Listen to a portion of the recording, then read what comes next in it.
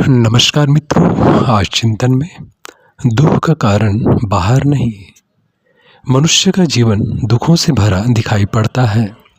इनसे निवृत्ति के लिए, जीवन में सुख की प्राप्ति के लिए प्रत्येक मनुष्य अनगिनत प्रयास करते भी दिखते हैं। विडंबना यह है कि सुख गिने चुनों को ही मिलता है। शेष की झोली में तो अतृप्ति, असफलता, असंतोष, अभाव व दुखों से ही भरी मिलती है। लोग भटकते सुख की प्राप्ति के लिए हैं, पर मिलता है दुख। हर व्यक्ति की यही पीड़ा है, यही वेदना है। सुख की तलाश में भटकते लोग यह भूल जाते हैं कि दुख कहीं बाहर से नहीं आता, बल्कि हमारे ही भीतर से आता है। चाहे हम कितना भी दुखों के कारण को कहीं बाहर ढूंढना चाहें, किसी व्यक्ति में, किसी परिस्थिति में, किसी घटना में तलाशना चाहें, दुखों का मूल हमारे भीतर है।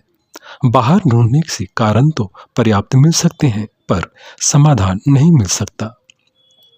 समाधान परिस्थितियों को बदलने से नहीं, मना स्थिति को बदलने से आता है।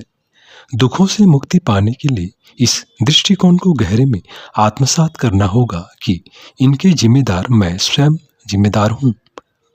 बाहर जो घटता दिखता है वो मात्र अंदर की छाया है। इसलिए स्वयं पर जिम्मेदारी लेते ही हम जीवन को समग्रता में स्वीकार लेते हैं।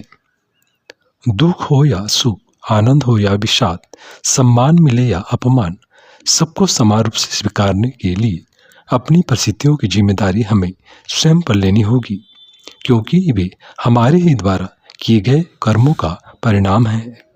स्वयं पर जिम्मेदारी लेते ही न केवल हमारा जीवन के प्रति दृष्टिकोण बदलता है, बल्कि हमारे भीतर दुखद परिस्थितियों से लोहा लेने की ताकत का भी उदय होता है। मित्रों, क्रांति उन्हीं के जीवन में घटती है जो जिम्मेदारी लेना जानते हैं।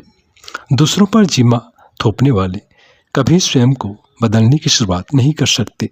ये तो उन्हीं के द्वारा संभव है जो दुख का कारण बाहर नहीं, भीतर तलाशते हैं और परिस्थितियों को नहीं, मना स्थिति को बदलने का प्रयास करते हैं।